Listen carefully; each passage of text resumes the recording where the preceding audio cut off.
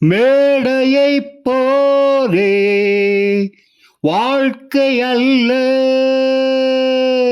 நாடகம் ஆனதும் விலகிச் செல்ல.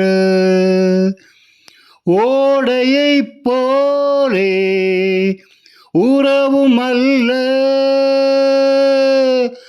பாதைகள் மாறியே பயணம் செல்ல.